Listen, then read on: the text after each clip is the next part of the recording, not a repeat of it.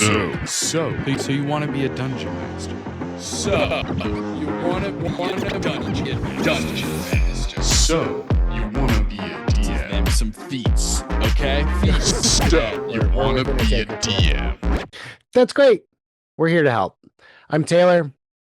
And I'm Justin. This week, we're going to be covering one of our favorite topics, feats. That's right, gang.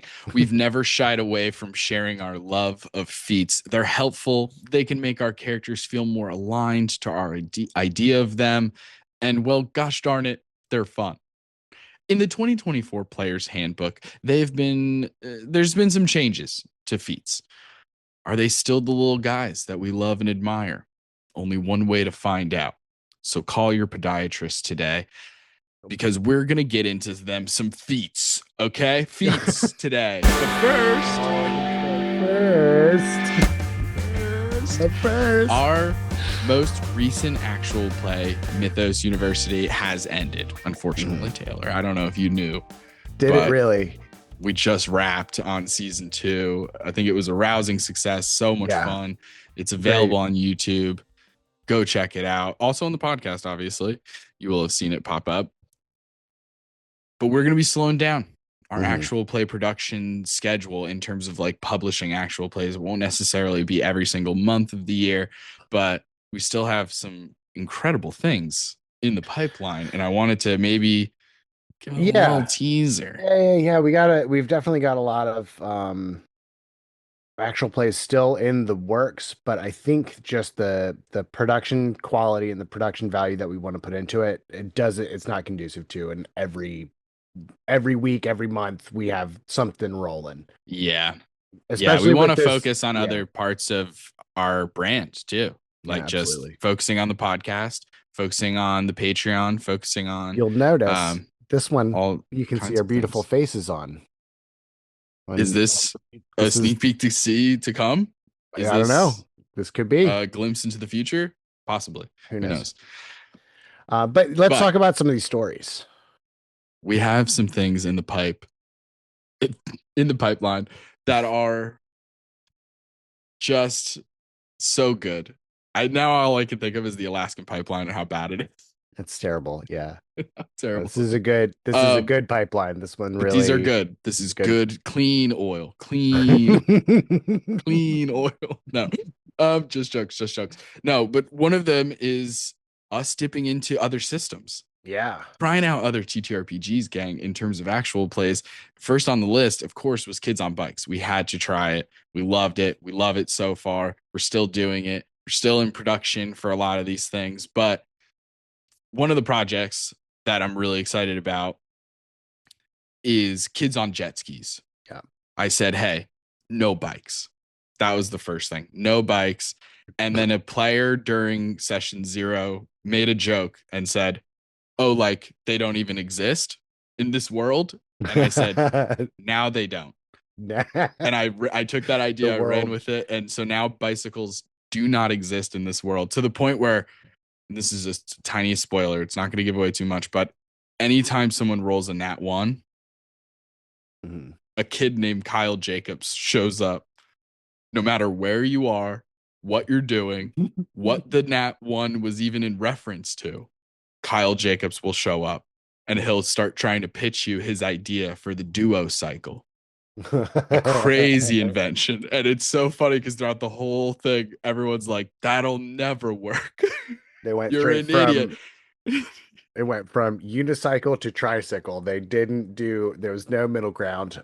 Although I'm pretty sure the bicycle came first. But I'm really thinking about maybe tricycle.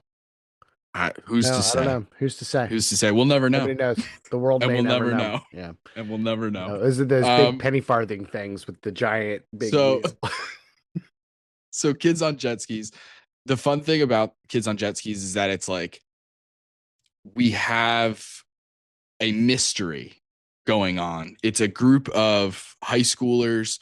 They all have their different tropes, kind of. There's the popular girl, the goth, who used to be friends when they were younger, but then like a tragedy happened within their friend group, like a genuine one, not like a just, kids being kids bullshit, like a genuine thing that doesn't come up until a later episode. Jesus Christ, dude, that episode killed. It was like, what a change, because the most of the show is so funny and Uh-huh. interesting, and like, but then every once in a while it's like, no, these characters are built, like developed. Like it was crazy how fast everyone came together. So that's one project. Mm. Kids on Jet Skis. Be Yeah. on the lookout. So fun. And then we have It's a Small World, which if you're a Patreon member, hey, go check out the Patreon gang. All this bonus content out there that you can get access to, you know, Mhm. not including or also including homebrew material, all kinds of cool stuff. The Clown College Bard just dropped. The Yeah. Ink-Blooded Fighter will be coming next. But so if you're a member of the Patreon, you will have heard the bonus action episode about Small World by now. So you're familiar. But for those who are not familiar, you're just playing as a teeny tiny person inside of Guy. a normal sized world. Mhm. So it's like The Borrower, Secret Life of Ariadne. That project is in the works right now, and it is action packed. So yeah, for being the little smallest people in the planet, it is very action packed. There's so much. There's mystery. There's intrigue. There's arcane horrors. Oh my gosh. Yeah. It gets it's wild. bigger than life itself. Some Yeah. could say. Yeah, And It's a Small World. That I can't wait for, because it's our fun version of a genre in a way that's, I think, unique to our styles. I don't know. It's very fun. Yeah. It's a good cast. And then So we also is this one. we dip back into Kids on Bikes, but this time it's a little different. Everyone's playing adults. There are different modes of solo transportation throughout the story, but Mhm. not really bicycles, but we make do. This is the Travel Channel presents So You Want to Be a DM presents Dial T for Truth. That's the full title. I love And that title so much. it's our homage to like ghost hunting shows and cryptid hunting shows, and like a group of conspiracy theorists who come together. Not all like full conspiracy theorists. Obviously, your character, Trevor, is like more of the survivalist, Bear Grylls Mhm, mhm. kind of I'm type. open. But I'm open to the idea, but I'm not like full tin hat. You know. yeah, whereas the Sasquatch others is are real. like birds aren't real. Right, Birds haven't been real. right. Such a So funny. fun, That one's really fun. game. We go deep into the Amazon rainforest and things get crazy fast. Yeah. It gets wild, and then it keeps getting wilder. It like there doesn't seem to be brakes on the track for this one. No. Right? Yeah, Like, no. In my head, it's pretty railroady, but like at the same token, I feel like this one doesn't have any. It's that game, that mini game in Mario Party where you're on the train tracks and you're pumping the thing. But if you go too fast and you hit one of these turns, yeah, you're falling off. Yeah. You're falling off the track. You got to hit the brakes, and there might not be brakes on that track for that particular story. If you guys had any idea where we're at, it's crazy. We're in the past, we're in the future at the same time. Yeah. We're playing with time. And then we have two different projects that we're working on, where we wanted to explore, you know, the kind of, it's a little cliche, but like the oops all blank, whatever that may be. Yeah. And so obviously the first inclination when it comes to D&D would be to do oops all and then insert class here. Right. So Oops All Rogues is a project that we're working on, really excited about. A little Ocean's 11 Soderbergh vibes. Yeah. That we're going to be playing with and playing against, because we are incorporating like D&D stuff into it. So it's like D&D fantasy and magic and stuff, but also mixed with like the modern security. You got to go through the big vaults. Right. There's the laser field, like all the kind of tropes that you would expect, and merging those two worlds together. And what does that look like? Right. So that's really fun. And everybody has their such unique characters for that story. I'm curious to see how it'll come together. Scheduling's proving to be a little challenging for that project, which is why it's on the back burner a little bit, but like it's there, and I will fucking make it happen because I do like it. It's a really fun game. And then, last but not least, before we finally Mm. can get into the meat of the episode, we have Oops All Healers. I have a different Yes. idea for Oops All Clerics. I know that clerics are not just healers. Taylor and I are Right. both huge cleric fans. Uh-huh. So it's like, we know that. We know that they're not just healers. But what would it look like if you did have a party of all healers? The entire group are playing characters that mechanically are designed to help with healing. What does it look like when they're all together? Why would they be all together? What would that look like? What kind of setting would support that sort of story so that you're not just destroying them with damage and combat scenarios, you know, like Right. trying to figure it all out. And the funniest and most interesting idea I could think of was a medical drama. So we're exploring that. We're at St. Iyengar Hospital. Yep. Okay. St. Iyengar Hospital. Um, the guy who works, this is not like a spoiler or anything, but the guy who works is an NPC who works in the morgue is named Dr. Zero Kelvin because it's Mhm. cold in the morgue. Yeah. Uh-huh. And he's a winter elatrin. And then there's like the chief of cardiac surgery or like the head of cardiac surgery is a Mhm. warforged named Bypass. Yeah. Okay. So we're having fun. Yeah. You Yeah. know, It's all people are good. coming in with instead of like legitimate real world disorders and or diseases or injuries or something, it's a little bit more funny and comical and fantastical. So like people will come in and be like, oh, I was standing in a fairy circle for so long that I started throwing up rainbows. What do I do, doc? So that'll be the situation that they have to solve. It's really challenging from the DM and writer's perspective because obviously this type of setting is not designed for D&D.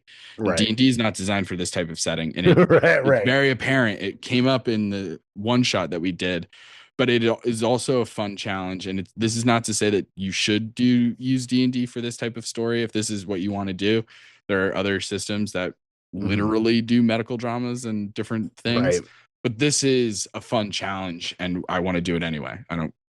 Yeah. I'm not trying to take away from the other systems that can do it. I'm not trying to Right. say that Right. D&D is perfect for this. It's going to be clunky as hell because a lot of people can just be like healing word or cure Right. wounds or lay on hands, cure disease. Like there's so many ways. Remove curse. Like Right. I had people in the hospital getting violent and like trying to almost fight back because they were being restrained and stuff. And Calm the one person emotions. was a way of mercy monk. So it was Uh-huh. just stunning strike.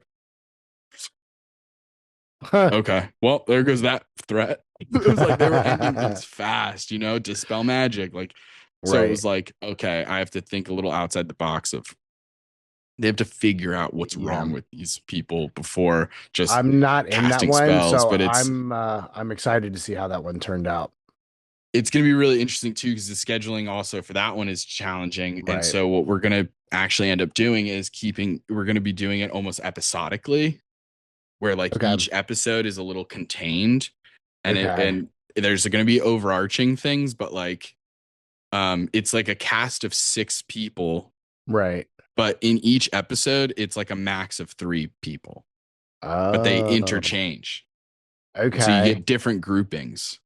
So you'll see 2 Interesting. characters together that you don't normally see together, like at like episode Uh-huh. 5. Because it was like I couldn't get all 6 together except for like one day for like 30 minutes. So it was like, Right. okay. But there was a lot of time that different groups could do the same time. So I hit them Uh-huh. up and I was like, what if we do it like this? That kind of fits the genre even more, Right. Yeah, actually. yeah, yeah. This is like the one time I think that actually makes a ton of sense. And everyone was on board. And I was like, hell yeah. There you go. Everybody gets 2 or 3 episodes. Fair enough. So That'll it's be going to be really 6 interesting. episodes. Yeah. Yeah. 6 episodes. And it's good for character development. Even though not everybody's going to be in every episode, I'll have way more time for that one Right. person to get into some things. So that's really cool because everyone came up with such cool characters at the hospital. As you can imagine, there's so many interesting roles to fill. We have like the person kind of like the janitor from Scrubs. Robbie from Cloaks and Capes. Yeah. He's kind of playing that sort of character, but mixed with the person who runs the cafeteria. Okay. So some really exciting things. So hey, be on the lookout for that. Follow us on Patreon. All kinds of Yeah. interesting things going on there, both for free members and for the paid tiers. If you like the podcast, you're going to love the bonus action. And if you like the actual plays, you're going to love the action surge. So tons of things on there and more homebrew material down the pipeline as well. Yeah. All with that clean oil. So keep it up. Just And jokes. it goes Let's move back to a on to the meat full, of it's a the circle. episode. All right, yeah, let's get into it. So today we are talking about all the feats in Feats. 2024, like, and how they're different from the original 2014 rules. Yeah, The what's big changed? Yeah. The biggest thing is as part of your like background origin stuff, you get to pick an origin feat, which is something that kind of just comes with your background as well as your ability score increase. They've pretty much just done away with um, your species giving you a kind of set thing, like set stat bonus. Now all your stuff comes from your background, and your background Mhm. you can choose with them. There's like a set of recommended uh ability scores that you can do, but pretty much it's you can put 2 points into one thing, 1 point into another thing, or you can spread out all three against three stats. Um, Yep. depending on how you rolled, that's gonna affect what you do there. But and then you get your origin feat, which also is very much a take this with a grain of salt, but you should pick this origin feat. If you don't like it, I mean, really and honestly, you can pick a different origin feat. Yeah, which is how most people should run it. Yeah. I can't guarantee that every DM is going to feel that way. Some DMs might, for some reason, be like, no, you're playing the charlatan. You must have the skilled feat. You can't pick the magic initiate. And Right. it's like, that's silly. You send them our way and we'll give them Mhm. a knuckle sandwich We'll rough them up for you. with a little mustard on it. Hey, how you doing? But no, you're absolutely right. So yeah, they're tying in not only ability score increases, but also Mhm. this origin feat thing, which is great. I mean, even if Yeah. they've some of them maybe nerfed a little bit because you're getting them Yeah. right out of the gate at level one. From a DM perspective, it is Mhm. kind of one of those things where you're like, I'm okay with you getting it nerfed a little bit because you're getting it at Right. level one. You get a feat Right. immediately without having Right. to always pick variant human, but at Hmm. least variant human could pick any feat. Right. So that's a little confusing. Um, It's another thing that you have to tell new players is like, no, not that feat. You have to pick these feats. They do a decent job in the section where they list all of them. Chapter 5 is all feats, and it goes over the types of feats first. Origin feats being like the mhm. first one, and then general feats, and then blah blah blah Yeah. prerequisites. It goes over all that, which we will as well. But Which none of the origin feats have a prerequisite or a like ability score increase. So when you're looking at the correct. feats, if you're trying to figure out whether it's an origin feat or a regular or general feat, they call it, um, if it's got any kind of prerequisite or anything tied to it, it's not an origin feat. All the origin feats are just bare bones. You get this feature. Yeah, which is it's nice. It Yeah. is nice. It is also something to keep in mind if you're having players at the table who are mixing 2014 and 2024. You have Hmm. some players who are 2024, some players are 2014. Maybe give the 2014 players an origin feat, depending on their build, unless they're Yeah. already like a fucking min maxer. Like I wouldn't give Taylor an origin. He doesn't need an origin feat. You don't need no stinking origin I don't feat. Get need out those. of here. I No, don't need but your handouts. No. charity. Um. Yeah. So, and just because they're called origin feats doesn't mean that you can only take them at level 1. You can also grab origin feats on your level 4, Hmm, 8, 12 ability score increases. that's good to know. Yeah. So it's don't think that just because you pick one origin feat that you can't dip back into the well later on and get other stuff. For sure. That's absolutely true. Yeah, there's really feats are one of those interesting things where You get that origin feat in 2020, speaking 2024, you get that Mhm. origin feat. There's the examples of if you're a fighter, because they've kind of wrapped fighting styles into feats now. They've like made it very clear that like they are considered feats, even though fighting Mhm. styles are unique. Mhm. But the interesting thing is like they've the thing about feats that I find interesting is like there's a world where you don't have to take any feats, Very true. right? It's all optional for the most part. It's Yeah. ASI or feat. And so Right. every time that comes up, in theory, you could go ASI.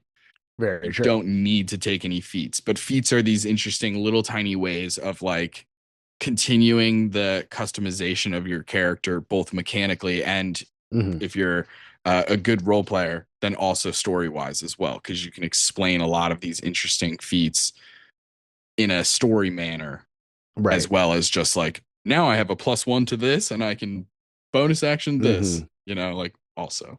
Um, so I like feats a lot for that reason, that it truly is like this optional part of the game that Right. 90% of people take advantage of, but still Mhm. it's like You you don't don't have to have do. to. And Yeah, so I that mean, I like that. I generally, for most of my builds, will only take one or two feats maximum. Like maybe one of like because the ability score increase on its own is like the bee's knees. I'd Yeah. much rather have the higher scores on stuff for my I kind of rolls. feel similarly. Yeah, And like there's so a yeah. like I didn't take any feats for Kaladin until recently. Like very recent, other than Warcaster. I took Warcaster as very So like good. Yeah. my first one. And then after that, that's pretty much it. Just ASIs. Yeah. I Yeah. mean, I feel similarly. I like getting to 20 in my main stat just because it affects so many things, Hmm. especially when you're a spellcaster, because spell save DC is like game changing. Yeah. When it goes up by 1, it is like Hmm. monumentous, Right. right? Like it's so big. But okay, so feats.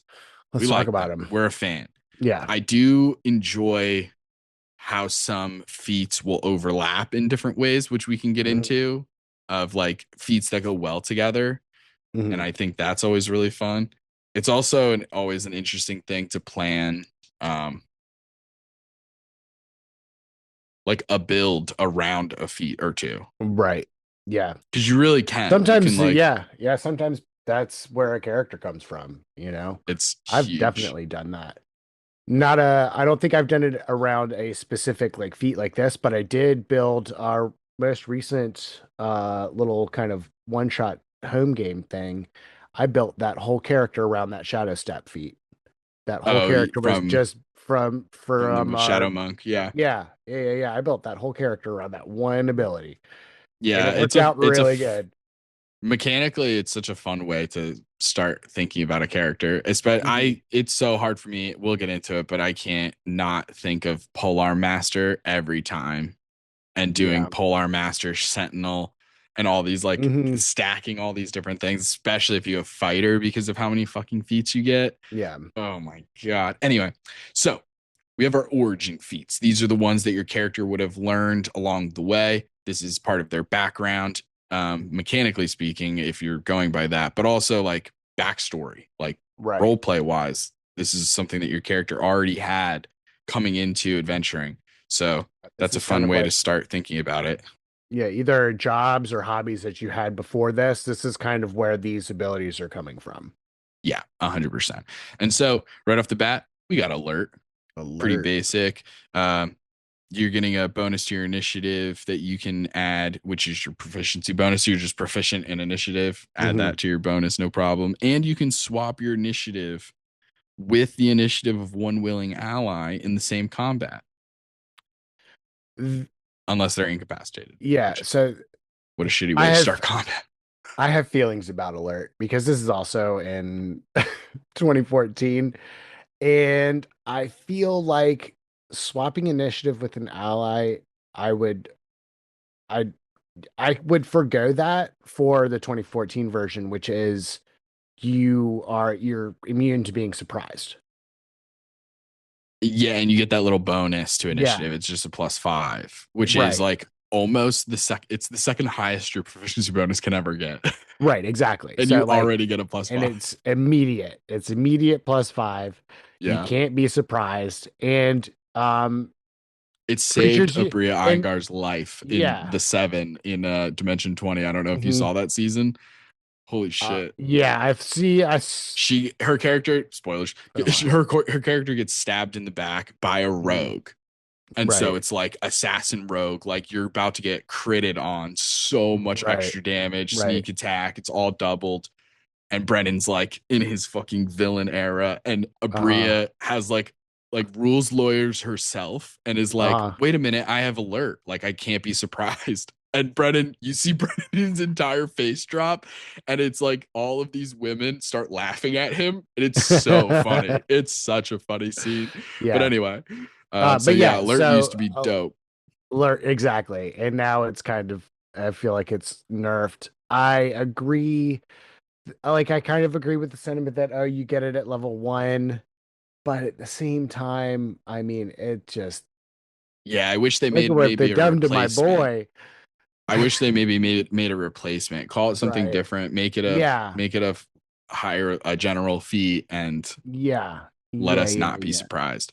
But That's huge.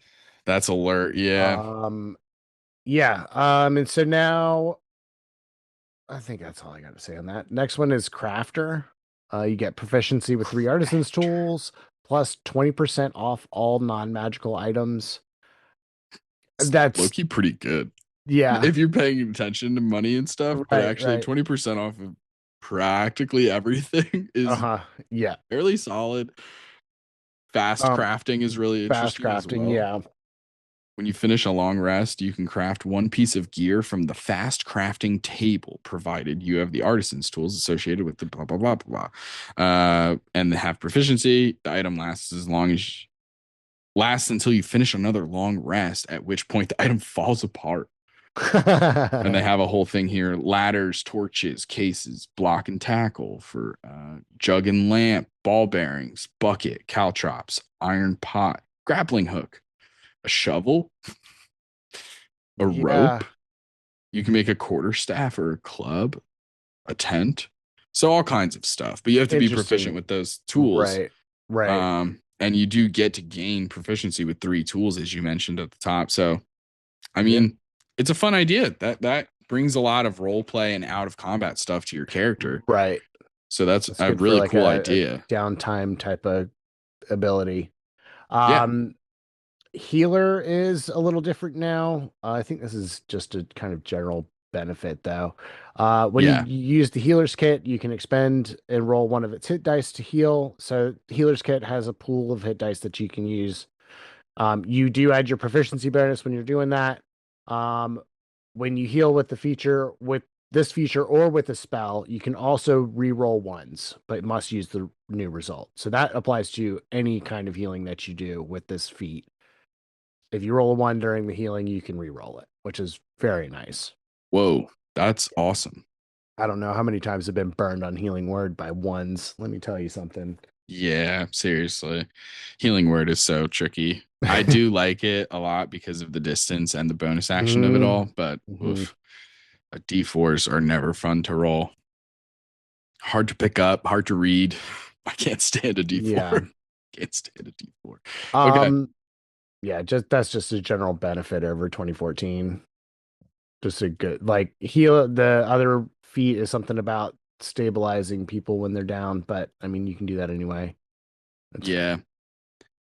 Next up, we have Lucky, which they have changed in a pretty decent way.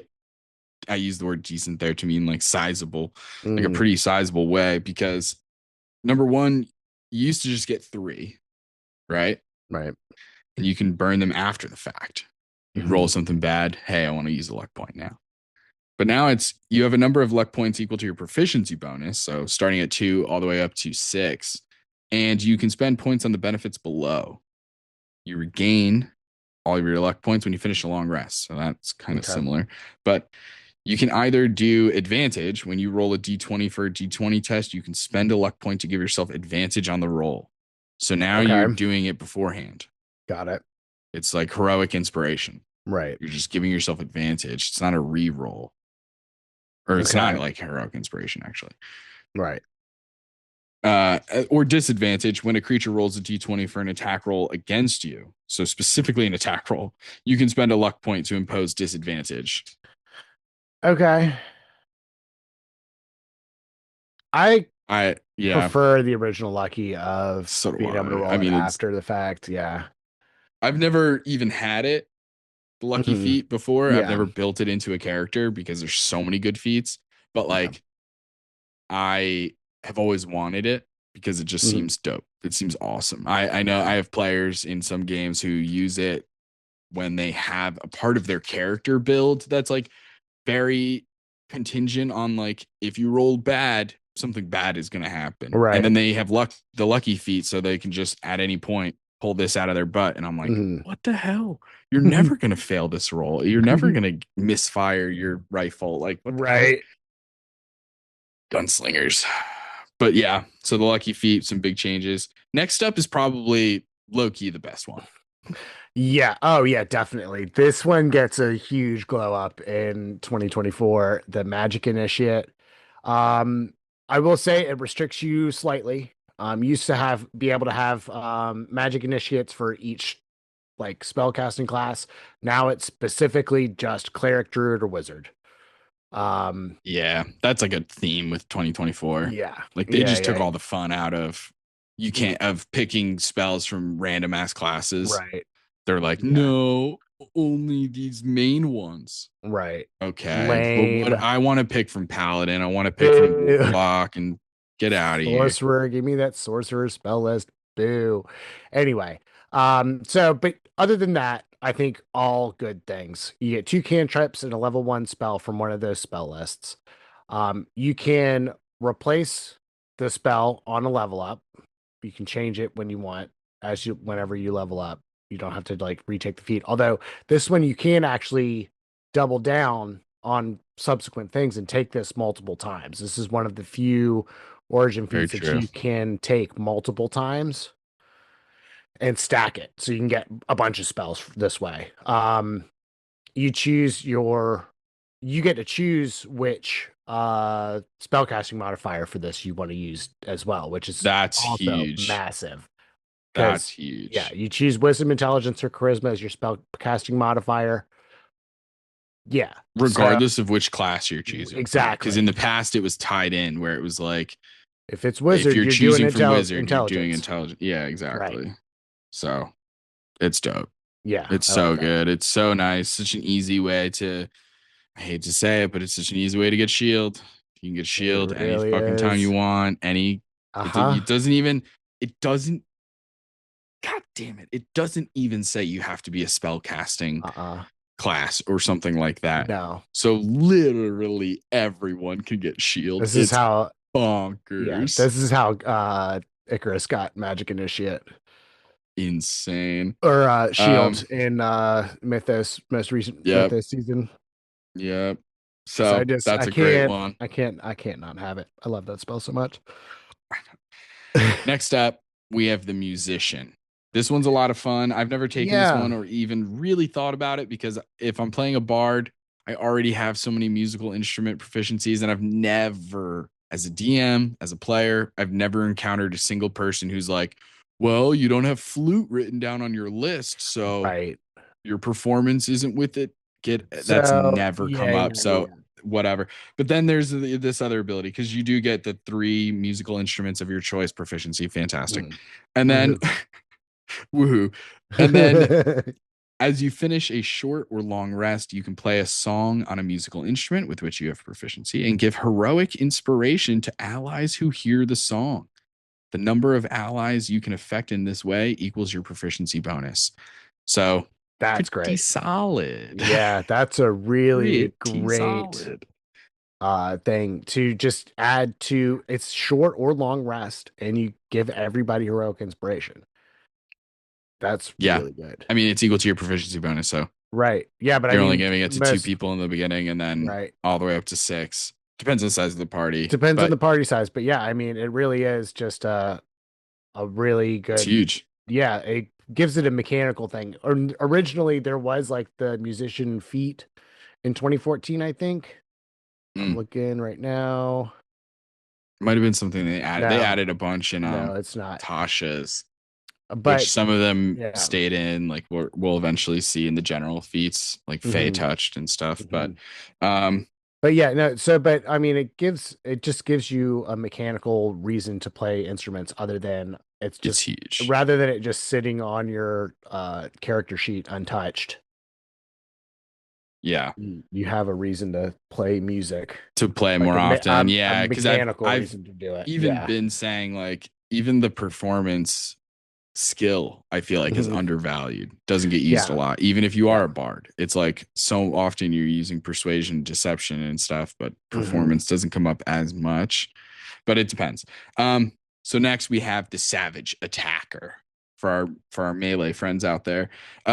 You've trained to deal particularly damaging strikes once per turn. When you hit a target with a weapon, you can roll the weapon's damage dice twice and use either roll against the target. Ooh.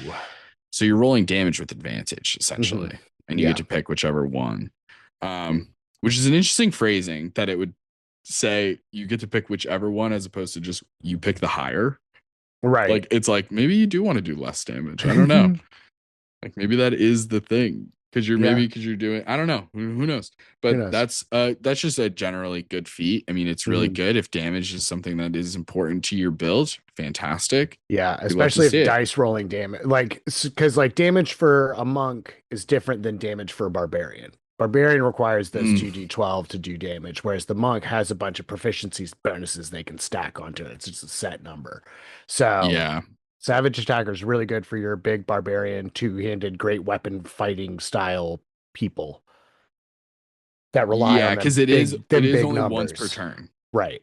It is only once per turn. That's important. If it were like every attack, then I would say the Mm-hmm. monk actually could benefit from that a lot because I know the Mm-hmm. monk hates to roll a one on their damage dice. Even if they get Yeah. the big Yeah. proficiency Yeah. bonus Yeah. and Yeah. stuff, it's like that still sucks when you're like 1 + 7, 8. Okay, Mm, great. As opposed to like 8 + 8 or 10 yeah.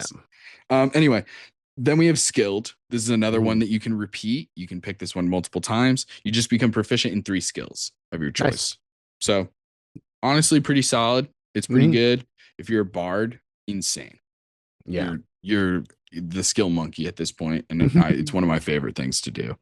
Mhm. Um, I played a game of D&D last night, and I got asked to do an Arcana check, and I remember looking at my sheet, which I made like a month ago, saw that I was expert in Arcana, and I was like, hell yeah, +10. Fuck yeah. And I was like, I love being a bard. Um, okay, two more. Mhm. Tavern Brawler, an absolute Okay. classic. Yeah. The Tavern Brawler is now an origin feat.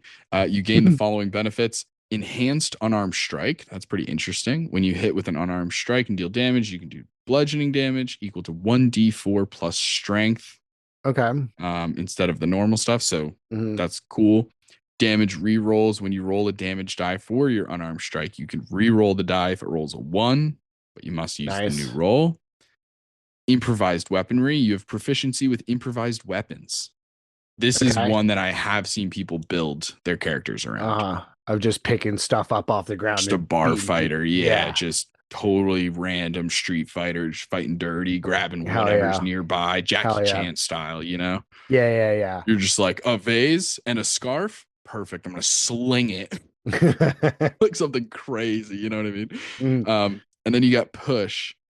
When you hit a creature with an unarmed strike as part of the attack action on your turn, you can deal damage to the target and also push it 5 feet away from you. You can use this benefit only once per turn. Okay. Pretty Still, insane. yeah. Yeah. Wild. So Yeah. that's fun. Tavern Brawler, that's Um, fun. That is just a fun thing to like. I'm just thinking of builds for it. And yeah. have you seen that the build that I'm thinking of is kind of like that you've seen the Anatoly guy on TikTok. He's like dresses up like a janitor at a gym Oh, He has this yes, super heavy absolutely. I've mop. seen him. Yeah, Yeah. yeah, yeah, yeah. That's the tavern brawler kind of vibe that I'm thinking, where he's super unassuming. But with this, you have to have a high strength score for it to Hmm. matter. So Yeah, yeah, yeah. just that really just dense build of doesn't really unassuming, doesn't look like too much of anything, and then he hits you like a freight train Hell yeah. With whatever's with nearby. just here's my mop smack. And then we um have the tough origin feat. Your uh hit point maximum increases by an amount equal to twice your character level when you gain this feat. Whenever you gain a character level thereafter, your hit point maximum increases by an additional 2 hit points. yep, I think it did Pretty good. something to your con before, or no, it is, no, it's the same thing, that's unchanged. Yeah, um I think so you're right. And it was 2 last time as well, right? Plus hmm 2. plus Yep. 2 every level, and then 2 times your Pretty level. Yep. standard. So that's nice. I mean, it's just Yeah. more hit points. I've seen people take that sort of feat to great effect. Hmm. Um, Having more hit points is never a bad thing. Always helpful to have Yes. more hit points in Yeah. this game. So solid as hell. And then that brings us into the general feats. So this is where you're going to start hitting some prerequisites. Hmm. And a prerequisite, you'll see it right as it lists the feat. Right under that, it'll say prerequisite. A prerequisite is just something that you have to have or do or complete Hmm. before you're able to take that feat. Right. So it's like you must be this tall to ride this ride Hmm. Hmm. kind of thing. It'll say you must be level 4 or above to ride this ride. Take this feat. Right. And a lot of them are stat based. General rule of thumb, it's whatever stat is being increased, you have to have at least a 13 in that stat. Yeah. Yeah. Which is Um, like one of those things that you never know. You can always ask the mhm. DM, hey, I'm Right. picking up a feat. This one says I can't do this, the actor feat, because it's charisma, and I might only have a 9 in charisma, but I want to just get to a +0 instead of a -1. Like, is that Right. okay? As a DM, I can't imagine being like, no, you can't do that. I'd be like, yeah, Right. that's funny. Let's come up with a reason why. Mhm. Because your character genuinely, like, why are they becoming an actor? Like, what the fuck? Right. If your character's terrible at charisma, how does this tie in? Just because I think that's important. But um, you never know Yeah. until you ask. Might as well ask. But Might as well. technically speaking, Taylor is 100% right. That's how the prerequisites work. Yeah, and then if it's a spell thing, you've got to be a spellcaster.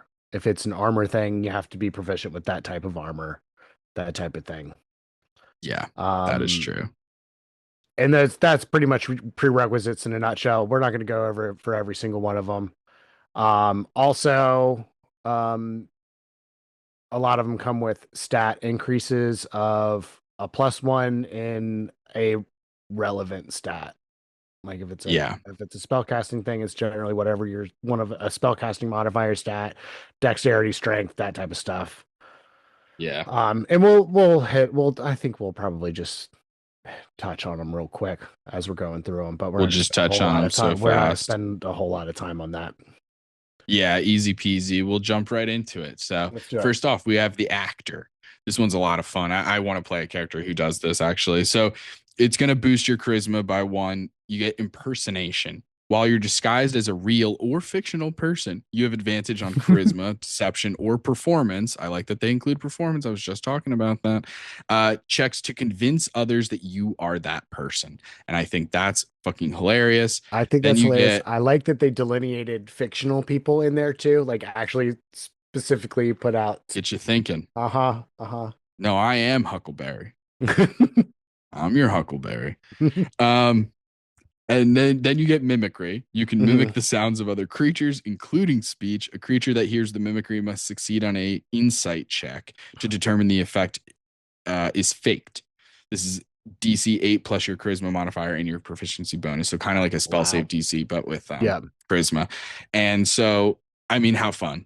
How fun. There's a billion different backstory ideas that go along with that, depending Mhm. on when you're starting your campaign. This is like a great feat to pick if you're starting at level like 5 already. And Right. so you're picking a feat to kind of start with. Mhm. In addition to your origin feat, I mean. But I like actor a lot. Actor's Okay. fun. Next one's athlete. It says going to be +1 to strength or dexterity, whichever you prefer. You get a climb speed equal to your base speed. And then you can stand up from being prone by only using 5 feet of movement. So you do the little kick your feet up, like Mhm. do the little back flip.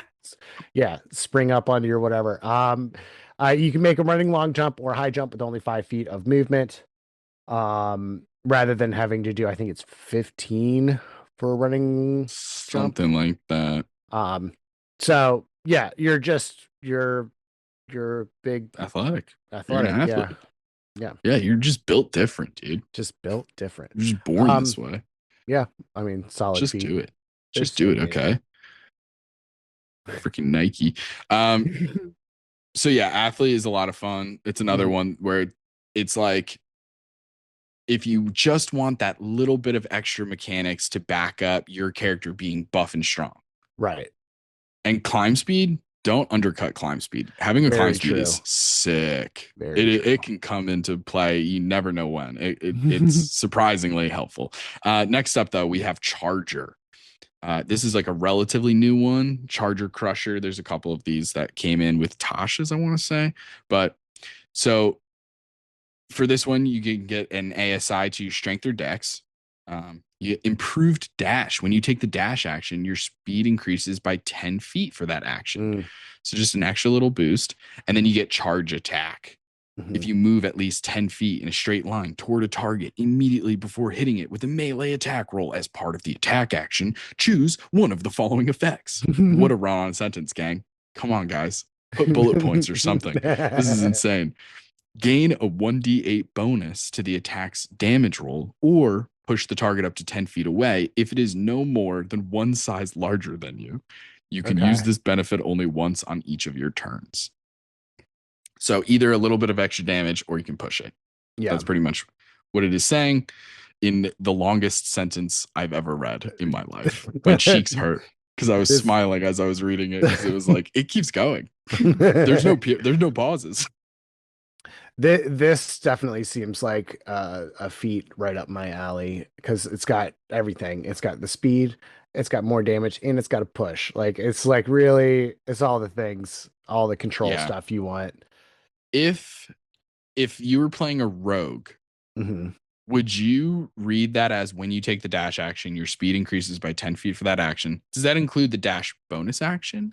I Because would, cunning action, it's yes, you're taking a dash bonus action, but it's because you're taking the dash action as a bonus action. Does that make sense language Right. wise? Yeah. So it's still an action. You're just putting it in Yeah. a bonus I action mean, it's spot just, because you're a rogue. I just kind So of then read it this would as apply. You would get the extra 10 feet on your bonus action dash, is yes. what I'm saying. Yeah. If you dash, you get extra 10 feet, Yes, exactly. Perfect. regardless Okay. of, yeah. Beautiful. But yeah, that's a fun one. The next one is Chef. This is also, I think, a new-ish one Mhm. as far as where it came from originally, but it's a very fun one. You gain proficiency with cook's utensils.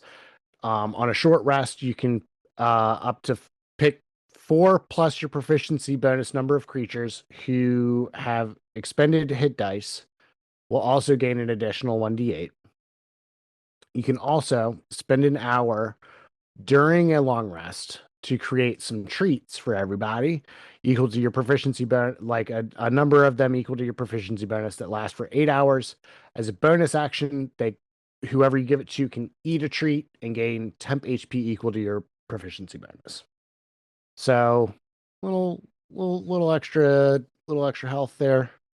The replenishing meal one I kind of like. I think the bolstering treats, I think your proficiency bonus worth of temp HP is not very much. I think it should be at least twice that or something, like a little bit more, because as soon as you have somebody, we'll eventually get to it, inspiring leader, Mhm. way more temporary hit points, way more Yeah, right yeah. out the gate, and they can't Yeah. stack. So the chef gets immediately outplayed Right. because the idea that you would use a bonus action to get 4 temporary hit points as opposed to rolling for a healing potion is insane. Right. So I think that needs adjusting. But I agree.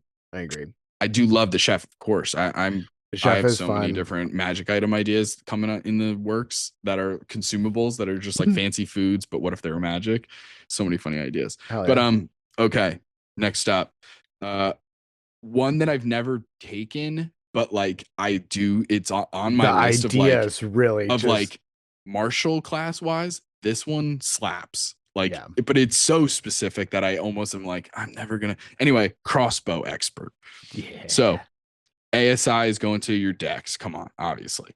You get, first of all, ignore loading, which most of us kind of do anyway. But you ignore the loading property of the hand crossbow, heavy crossbow, and light crossbow, all called crossbows elsewhere in this feat.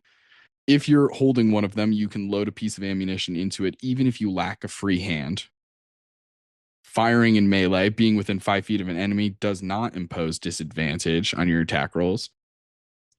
With crossbows specifically, and dual wielding, when you make the extra attack of the light property, you can add your ability modifier to the damage of that extra attack if the attack is with a crossbow that has the light property, and you are already adding that modifier to the damage. Whew. So that's if you've got like dual wielding. This is like your bonus Hand action. crossbows. Bonus action offhand attack. Yeah. I mean, it's very cool. It's very crossbow heavy. It's giving Van Helsing with Hugh Jackman, right? With that fucking insane crossbow launcher he's got with like the Tommy gun sort of magazine. Insane. Okay. All right. Next one on the list is the Crusher. This is either +1 to strength or constitution. You can move a target up to 5 feet with a bludgeoning attack. So if you hit somebody with a bludgeoning attack, you can move them up to 5 feet as long as they're not more than one size larger than you. Doesn't look like there's any saving throw attached to that. You just move them. And if you roll a critical hit with a bludgeoning weapon, then attack rolls against that creature from that point have advantage until the start of your next turn. So that's for everybody. Insane. Yeah. And yourself if you have like more attacks. Multiple attacks. Yeah, absolutely. Yeah. That's really good. Yeah. So obviously that's really good. And see, I think that's so much better than Charger. Yeah. But wow. Yeah, that's crazy. This that's is very similar to another feat down at the bottom. Slasher is basically the same thing, but with slashing damage. Yeah. Incredible. Okay. Next up, we have Defensive Duelist. You have the ASI to your dexterity. You have the parry ability. If you're holding a finesse, this is really specific. If you're holding a finesse weapon and another creature hits you with a melee attack, you can take a reaction to add your proficiency bonus to your armor class, potentially causing the attack to miss you. You gain this bonus to your AC against melee attacks until the start of your next turn. Oh, wow. So that's pretty good. I mean, obviously it starts at a 2, goes to a 6 eventually. So it's a reaction shield at a certain point. I mean, it's weaker than a shield for most of your leveling, but still pretty solid. Better than parry normally is. Normally parry is just against a single attack. When it's on if you see parry on a monster stat block, it's so frustrating as a DM because your players all have shields and that lasts until their next turn. Right. And parry is like just that one attack +5. And you're like, what is the point? Yeah. I do like that there's, for this defensive duelist thing, there's no restriction on spell slots. Like you can just do this. There's no restriction of how many times you can do this per rest or anything like that. You can just true. So on that front, from like a resources standpoint, that's very good. It's really good. Plenty of times when I've not had or had to upcast or something like the upcast shield because I'm out of first level slots. Happens all the goddamn time. That's true. That's true. You just need that finesse weapon. Hmm. But all right. But anyway, next one, dual wielder. +1 to strength or dex. When you attack with the light weapon, you can do a bonus action attack with the other melee weapon. And you don't apply any of your ability modifiers to the extra attack. So that is largely unchanged other than it gives you bonus, like some ability score increase there. Yeah, pretty basic. Pretty cool though. Mhm. And then we have durable. Just to get through some of these. But Yeah, this one, you're increasing your con by 1. You have advantage on death saving throws, solid, nice. and you have speedy recovery. So as a bonus action, you can expend one of your hit point die, roll the die, and regain a number of hit points equal to the roll. Okay. So A little as a self heal. bonus action, you can heal with your hit die Hmm. um, at any time. So it's pretty solid. Hell yeah. Next one, elemental adept. This is going to be a spell casting one, so you're going to get +1 to intelligence, wisdom, or charisma. And you choose a damage type: acid, cold, fire, lightning, or thunder. Your This one's really general good. elemental ones. All of your spells ignore resistance to this damage, and any one that you roll for damage becomes a 2. You can take this one multiple times and stack elemental resistance breaking if you so Pretty choose. crazy. Yeah. That's pretty crazy. It's really good. I That one's think really this would be good. good for like a wizard where you get a bunch of feats to Or just sorcerer, or sorcerer where draconic sorcerer, yeah. because Yeah, then yeah, you could yeah. I'm just stack it right out of the gate. There's so right. many. There's so Yeah. many. Dragonborn, draconic line sorcerer with elemental adept. Whoa. Yeah. The four-way monk, the four-way element monk. Hmm. Forget about it, dude. What? So many cool things. Next up is one of my favorites, the Fey Touched. Oh Talk yeah. about a feat that is both mechanically dope as hell and also oozing with potential for role play and backstory. And why are you quote unquote Fey touched? Hmm. So you're gonna get an ASI. This is another like spellcasty kind of one, but you don't have to be a spellcaster. You just have to be level 4 or above. But you get Yeah. an ASI to intelligence, wisdom, or charisma. Fey magic. Choose one level 1 spell from either divination or enchantment. There are Nice. some solid picks there. Silvery You're Barbs, I think, is on yeah. that list. There's Yeah, a yeah, bunch of yeah. really interesting ones. You can go more flavor based on your own character build, like Charm Person or something, Hmm. but so many options. Or there's even like Identify, which is Yeah. like a solid ass spell to just have. And then you always have that spell and Misty Step prepared. You can cast Nice. each of them without expending a spell slot. And then if you do have spell slots, you can cast them again using Hmm. the right levels. And the free casting recharges every long rest. I really like that. So just a I free love Misty Step free every Misty day is Step is dope. awesome. Yeah. And then a free use of one of those spells. Like I said, I think Silvery Barbs is divination. And then Hmm. like Identify is always solid as hell. There's like so many interesting spells on that list. Plus, there's a specific, is it a race benefit or a class benefit of being able, like the buffed Misty Step? Is that it's a class thing, right? Like a warlock thing? What am I thinking Um, of?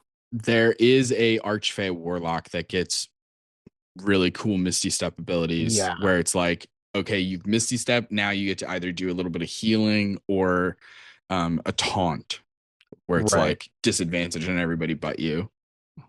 So there's like Yeah, different little abilities that other that's classes what I'm. get. The Goliath gets a teleport ability that's like a Misty Step as a bonus action. There's so many different Yeah, directions you yeah. can go It's into with the teleporting. The Barbarian with the World Tree. yeah. There's teleporting classes left and right these days. It's a DM's nightmare. But let's move on. All right, next one, the Yeah, grappler. grappler. Hell yeah. This is another strength or dex one. Uh, when you hit with an unarmed strike, you can deal damage and grapple together on at the same with the same attack. Mhm. Grapple is changed a little bit in 2024 where it's a saving throw now. So basically you're doing your damage and then forcing the saving throw. Usually you have to choose whether you're hitting or grappling or uh it's like grapple, shove, or topple. Mm-hmm. So anyway, um, you also get advantage on grappled targets, and your speed isn't halved when you drag around grappled target as long as they're your size or smaller. That's super fun. Yeah, As somebody who has this used feat is insane. grappling stuff in fun ways, check out the end of Mythos season 2. Um, Yeah, grappling is a lot of fun. Obviously, also Winnie the Pooh uses it to great effect in public domains, public domains. But yeah, very grappler. fun. Grappler. They've definitely improved it. It's way better than it used to be. Hmm. The next one, I can't be so certain. I have to try it to see, but I think the old version is way better because I like the risk taking that it used to do. Same with sharpshooter, but we have great weapon master. You're gonna get your ASIs to strength. Heavy weapon mastery is the name of the feat or the Hmm. ability rather. When you hit a creature with a weapon that has the heavy property as part of the attack action, you can cause the weapon to deal extra damage. The extra damage equals your proficiency bonus. So starts at a 2, goes all the way up to a 6. And then you get Hew, Hew. I hate this. I hate the way, I hate, why choose that word? It's so strange. Okay. Immediately after you score a critical hit with a melee weapon or reduce a creature to 0 hit points with 1. So with a critical hit, Hmm. you can make 1 attack with the same weapon as a bonus action. Oh, nice. Yeah. Score a critical hit with a melee weapon or reduce. Oh, it's just saying it's score a critical hit or reduce a creature to 0 hit points with a melee weapon. Right. When it says with 1, I thought originally that the with 1 was referring to critical hit. Oh, And so that's not true though. yeah. Either A, critical Or hit, B. or B, take a creature down to 0. Right. Right. But either way, it has to be a melee weapon. Hmm. And then you get to bonus action make another attack with the same weapon, which is decent. But Yeah. yeah, it used to you used to be able to -5 from your attack roll and then add +10 to the damage, which is just Right. way fucking cooler. And Yeah. it is what it is. But let's move on. Okay. It Next sucks. one. Yeah. Next one's heavily armored. It's a +1 to strength. You do have to have proficiency with medium armor to gain proficiency in heavy armor. Yep, That's it. there you go. Um, And hey, next up, if you're proficient in heavy armor, then hey, do I have the feat for you? Heavy armor master. Okay, level mhm. up. Increase your con or strength by 1. And then when you're hit by an attack while you're wearing heavy armor, bludgeoning, piercing, and slashing damage dealt by you is reduced by an amount equal to your proficiency bonus. Dealt to you, Yeah. not So by every you. single time Yeah. they're like 10 points of damage, you're like, oh, -4. So now only 6 Hmm. points of damage, which is Right. like, it'll add up. Like, that's still Hmm. good. You're already wearing the armor. So it's just like for free. You're not like Right. having to use any kind of action economy for it. So it's decent. There's just so many cool feats that feels like that's a really good feat to take, maybe if you're not trying to like have a ton of action economy stuff to think about because it Right. just happens. Right. You know, I was looking at my Bard Warlock level 9 character yesterday with Hmm. like 3 crazy magic items. And I was like, and I'm experienced obviously with D&D, and I was still like, whoa, I have so many fucking options. All right, next one, inspiring leader. This one is a +1 to wisdom or charisma. We were talking about this a little bit earlier. This is a temp HP thing. When you finish a short or long rest, you can give up to 6 allies, including yourself, within 30 feet, temporary HP equal to your level plus the modifier that you increased with this ability. So if you took wisdom, you'd use your level plus wisdom, Mhm. and that's how many hit points you get. And like that scales so much better than the chef, like what we were talking about Yeah. earlier with the chef. I mean, really, this Yeah. is just straight across the board, a huge chunk of HP that you're giving people. Yeah. It's insane. It's so much. It's a great feat. Yeah. Absolutely great feat to have. Next up, Keen Mind. You're going to increase your intelligence by 1, and then choose one of the following skills: Arcana, History, Investigation, Nature, or Religion. If you lack proficiency, you can gain proficiency. And if you already have proficiency, boom, expertise, double proficiency. Nice. So that's sick. And then you get Quick Study, where you can take the study action as a bonus action, which is a new action that they've included in the 2024 edition that you'll probably never use. Not Fair. specifically. You're never going to say out loud, "Can I do the study action?" It's probably not going to happen. You're going to say something more relatable, like, "Can I make Right. an investigation check on my turn?" Right. And the way that I would rule this is that's how this would play. Yeah. Is like an investigation or a perception check or an insight check, maybe even Mm. during like combat when Right. action economy is very important. Right. But sometimes I give ability checks for free anyway. Yeah. So there's also that part of it that I'm not really loving about that. I think the fact that Keen Mind now doesn't have the you remember things for a month. Yeah. I don't It's like not that. even Keen Mind anymore. Make this a new Right. thing. Bring back Keen Right. Mind. I have a player who has it in our home game, and it's fucking awesome. It's Yeah. so clutch. It's nice. I just hate that. But okay, moving on. Lightly armored is the next one. +1 strength of dex, and you gain proficiency with light armor and shields. Hey, pretty basic, Nice. but Yep. you never know when you need that. Next up is a really fun one, especially this one is very cool mechanically, but also story wise can be interesting. Why do you have this particular feat? And that is the Mage Slayer. Yeah. First of all, you're going to get an increase to strength or dex. You are the concentration breaker. When you damage a creature that's concentrating, it has disadvantage on the saving throw to maintain concentration. That is single handedly fucking awesome. Yeah. Then you have Guarded Mind. If you fail an intelligence, wisdom, or charisma saving throw, you can cause yourself to succeed instead. You can only use this ability once per short or long rest. So a Nice. legendary resistance, practically. That's sick. Pretty Yeah. cool. Yeah. Pretty cool. Next one, we got martial weapon training. I bet you can't guess what this does. It gives you bonus to strength and dexterity and proficiency with martial weapons. What? That's crazy.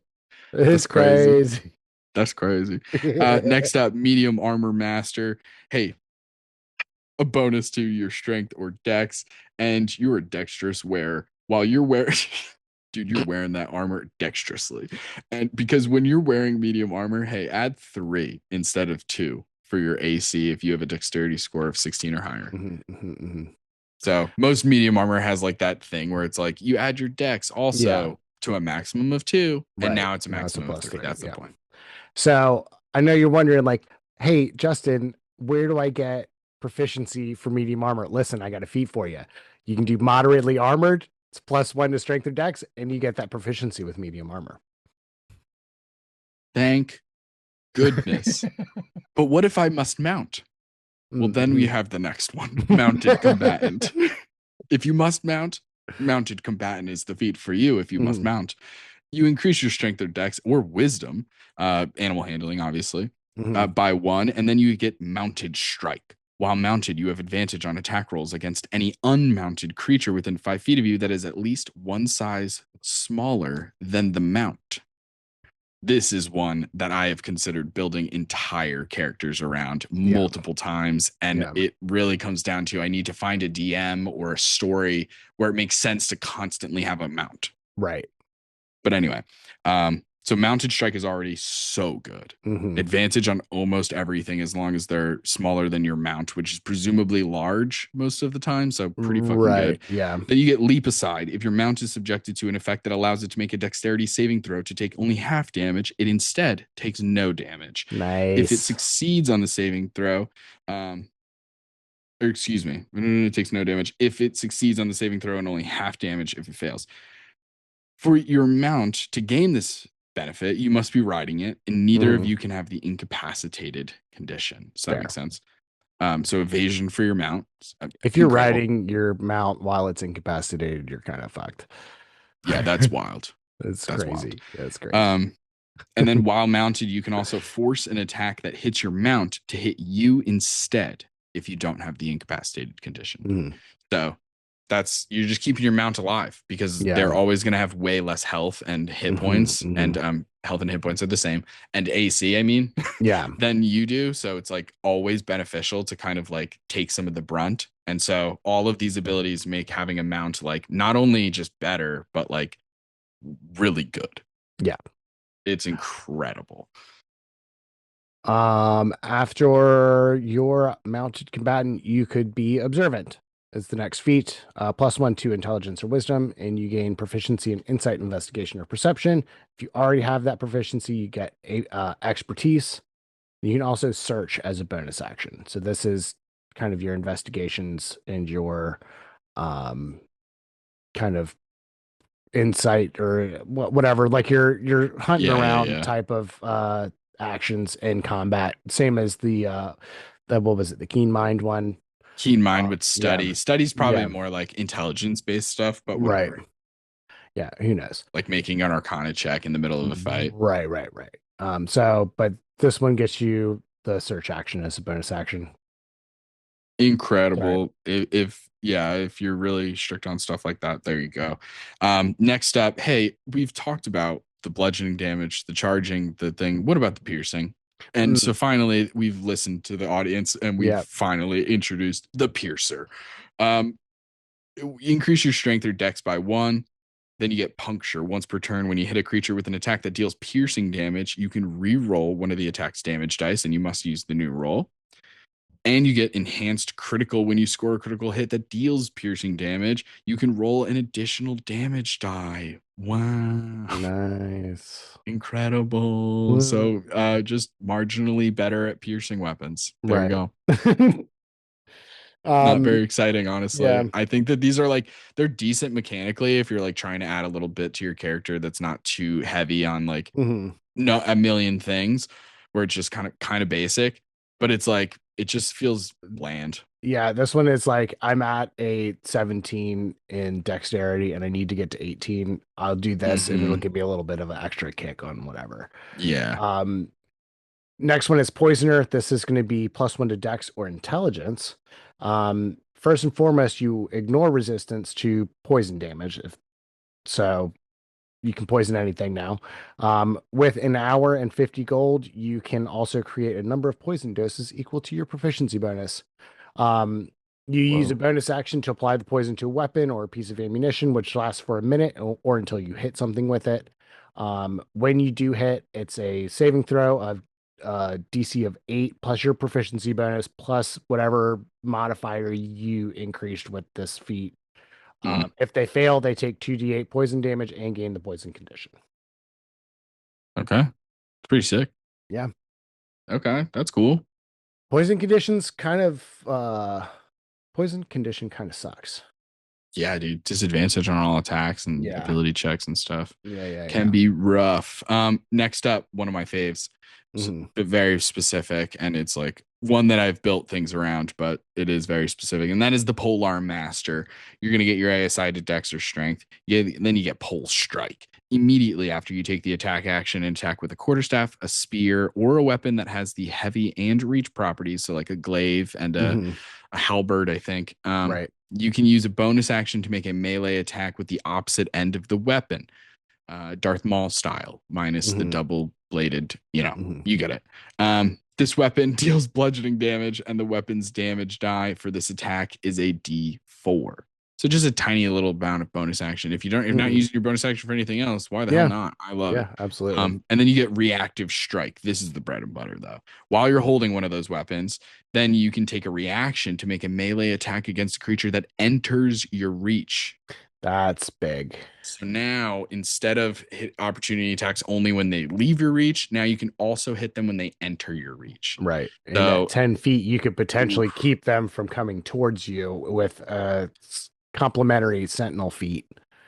That is one of the biggest combos. Yeah. We might not be able to get into all the combos today, but that's a big one. There's so many feats. I maybe we're almost done. We're almost how many feats there are. Yeah, there's so many feats. Continue. Next one. Oh man, I scrolled and lost my point. Resilient. Okay. This is a +1 to anything. And you gain proficiency in whatever saving throw that you just increased. So Hell yeah. if you put in a +1 to intelligence, you're not proficient in intelligence saving throws as well. Love it. Love Resilient that. is a great one. Yeah. So good. Having proficiency in saving throw is amazing. Next up, Ritual Caster. You gain the following benefits in ASI to your intelligence, wisdom, or charisma. That makes sense. You need to be like mostly a spellcaster for this kind of Mhm. one, or you don't need to be, but it makes sense. Ritual spells. Choose a number of level 1 spells equal to your proficiency bonus that have the ritual tag. You Nice. always have those spells prepared, and you can cast them with any spell slots you have. The spell casting ability is the ability increased by the feat, and your proficiency bonus increases thereafter. You can add an additional level 1 spell with the ritual tag. With this benefit, you can cast a ritual spell that you have prepared using its regular casting time rather than the extended time for a That's ritual. huge. Doing so I like doesn't that. require a spell slot. Once you cast the spell in this way, you cannot use this benefit again Hmm. until you finish a long rest. No, but that's a really good way to hack your way A into ritual casting and B ritual casting without the extra 10 minutes. Yeah. Yeah. It's Because really, not all really good. spellcasters are ritual casters, So but true. you can So get it true. and make it better with this. I like this feat a lot. Yeah. Yeah. It's really, really good. Next one, we were just talking about it. Sentinel. +1 to Mm. strength or dexterity. You can make an opportunity attack against a target within 5 feet that tries to disengage, or if they hit someone other than you. So already pretty cool breaking that disengage no matter what. And then these attacks and your normal opportunity attack. So this would also apply to your polearm Hmm. master attacks. They reduce the target speed to 0 for the rest of the turn. Yeah. Insane.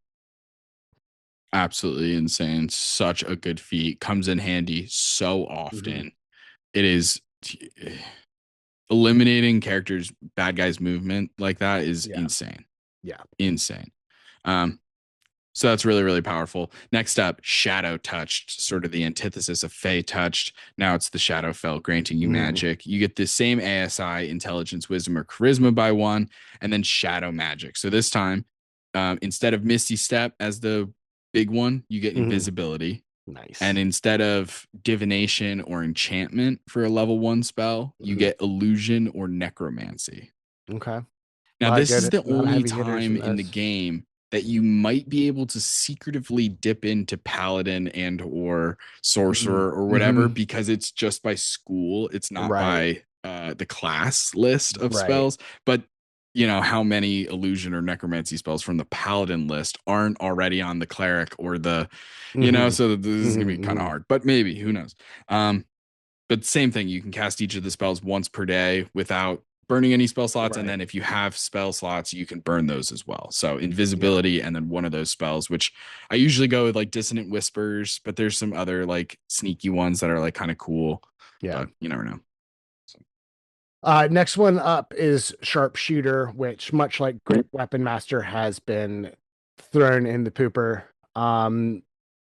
This was another one where you could take a -5 on your attack roll to get 10 to the damage. yeah. And they've gotten rid of that. It's still your range weapons attacks ignore half and 3/4 cover. You have no disadvantage on long range attacks, um, or being in melee range of another creature doesn't impose disadvantage on your Which is good. range attack. Yeah, that is Yeah. just generally good. Um, but yeah, I mean, I do miss the -5 +10. It's Me too. I just like the risk. yeah, It's very fun. It felt fun to be like, ooh, maybe. right. This is how confident I am. You figuring it out, especially when you're fighting monsters that you know have lower ACs or you're getting Hmm. advantage a lot. It always felt really good. But anyway, Hmm. whatever. Um, next up, Shield Master. So you need to be proficient with shields for this one. So you're going to increase your strength specifically by 1. Then you Mhm. get a shield bash. If you attack a creature within 5 feet of you as part of the attack action and hit with a melee weapon, you can immediately bash the target with your shield, forcing the target to make a strength saving throw. 8 plus your strength modifier plus your proficiency bonus is the DC. On a fail, you can either push the target 5 feet or give it the prone condition. Mhm. Your choice. You can use this benefit only once on each of your turns.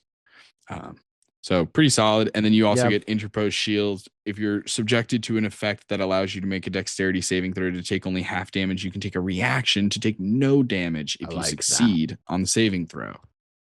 So you I have to do like succeed that. first, but then you Right. can take a reaction. So I like that because it's kind of like evasion, but it has Mhm. more action economy involved. You have to take the Mhm. reaction and you have to Right. already succeed.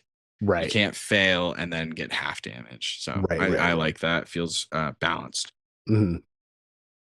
Next one, we're looking at skill expert. It's +1 to anything, and you gain proficiency in one skill and then expertise in one skill.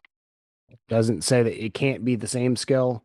You just gain proficiency and expertise in skills of your choice.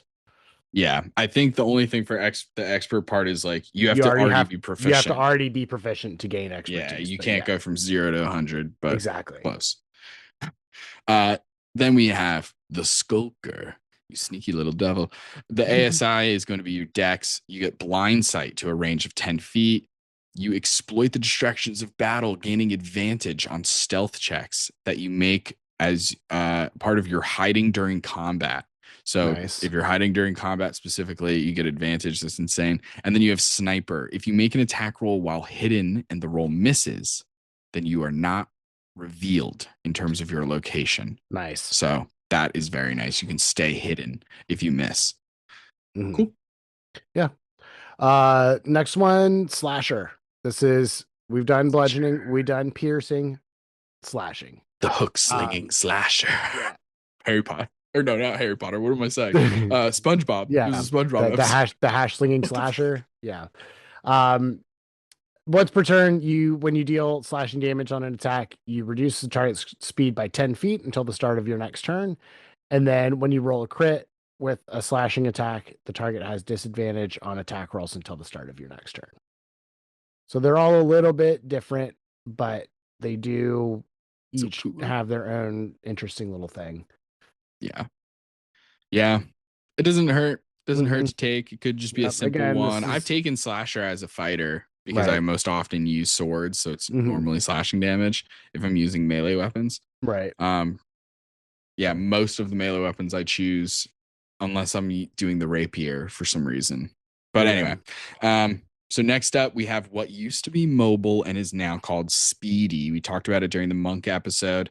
Your Yeah. ASI is going to be dex or con. Mhm. Your speed increases by 10 feet. When you take dash action on your turn, difficult terrain does not cost you any extra movement for the rest of that turn. And opportunity attacks against you have disadvantage. So you still are going to provoke opportunity Yeah. attacks, whereas before you did not. It didn't But do any now, of that stuff, yeah. But so so there was a give and a take though, because this has more potential to protect you against more things. When you're doing mobile, it was you had to make an attack against something to be able to make it not be able to take opportunity attacks against. mhm. With this, it's just anything across the board, opportunity attacks or disadvantage. It's a give and a take. I mean, I'm not Yeah. crazy about it, but it is what it is. Yeah. Um Next one though, spell sniper. This is a spell casting required one. +1 to int, whiz, or charisma. Your spell attack rolls ignore half and 3/4 color cover, much like the sniper feat, or not sniper, the sharpshooter feat. Um, you don't have disadvantage if an enemy is within 5 feet of you for ranged spell attacks. Spells that do require an attack roll and have at least a 10-foot range have their range increased by 60 feet. This was this is a little bit different because I think in the original one, Spell Sniper allowed you to cast touch spells up to 30 feet. Mhm. So give it a take. I mean, it kind of makes sense. I did really like being able to Yeah. throw. Did really like being able to throw cure wounds out to 30 feet. That's Oh yeah. huge. Oh yeah. For sure. Um, but yeah, Yeah. so that's largely unchanged though, for the most part. I think it. Yeah. I It's think a it's fine. helpful one to have because Yeah. man, having disadvantage when people are closing in on you and you're a spellcaster and you're like, I don't really do a lot of melee spells. Like so spell sniper, because of that casting and melee section, it's actually Mhm. it's one of those ones that's on the top of my list Yeah. often. Yeah. Plus I mean, just the vibes of blasting fucking fire bolts or eldritch blasts right in someone's face point blank is so Yeah. fun. Um, right after spell sniper, we have telekinetic. Hell yeah. You can increase your intelligence, wisdom, or charisma, and then you have minor telekinesis, where you learn the mage hand spell. You can cast it without verbal or somatic components and make it invisible if you would like. Its range increases by 30 feet when you cast it, Nice. and the ability for it is whichever one you increased by using this feat. Then you get a bonus action shove. You can telekinetically shove one creature you can see within 30 feet of you. When you do so, the target must make a strength saving throw. So it's going to be kind of like your spell save DC, most Mm. likely, because it's DC 8 plus your ability modifier that you increased, plus your Mhm. proficiency bonus, or they're moved 5 feet toward or away from you. Oh, nice. Polearm Master, pull them into your reach. Crazy. Crazy. Yeah. Yeah. Yeah, But no, yeah, that's if fun. you want a character with a little bit of telekinesis and give them Mhm. mage hand for free, but have a bonus action Like, shove that they can do once per yeah. turn, pretty fucking gnarly. Yeah. It's what is it? It's either a wizard or no, maybe it's a bard that has that same kind of invisible mage hand Oh, situation. it's Arcane Trickster. Or yeah, okay. Oh, Rogue. that's the rogue. Yeah. Okay, that makes sense. Mm-hmm. Yeah, so that's really fun. Next one though. We're coming to the end, gang here. Telepathic. This one is +1 to int wizard charisma. Uh, you can speak telepathically to someone within 60 feet as long as you share a language. They cannot respond back. You do also learn the detect thoughts, which you can cast without components and without expending a spell slot once per long rest. And your modifier for that is going to be whatever ability score you increased with the feat. You can also cast it with the appropriate slots once you know. It's just Mm-hmm. basically you have it prepared all the time now. Easy peasy. Mm. Next up, a absolutely huge one. Only two left, gang. Thanks for sticking in. We have Warcaster. Increase Hell your yeah. intelligence, wisdom, or charisma by 1. You have advantage on Constitution saving throws that you make to maintain concentration. And when a creature provokes an opportunity attack from you with by leaving your reach, you can take a reaction to cast a spell at the creature rather than making an opportunity attack. The spell must have a casting time of 1 action and must Mhm. target only that creature. So no random ass fireballs or something. Right. Somatic components. You can perform the somatic components of spells even when you have weapons or a shield in one or both hands. So Yeah. yeah, This is good huge for to be able to your cast spells as a reaction that way, because you can blast off. Mhm. You can get really creative. Obviously, there's like interesting ones like Booming Blade, where it's going to Yeah. not only maybe hit them with an attack like a normal But opportunity attack immediately would, do but extra then damage too. potentially extra damage if they continue moving. Or you can do something really creative like a hold person. There's like a Yeah. banishment. Like it's not fucking Baldur's Gate, which nerfs the hell out of Yeah. Warcaster by Yeah. making it shocking grasp every time, which is Mhm. so dumb.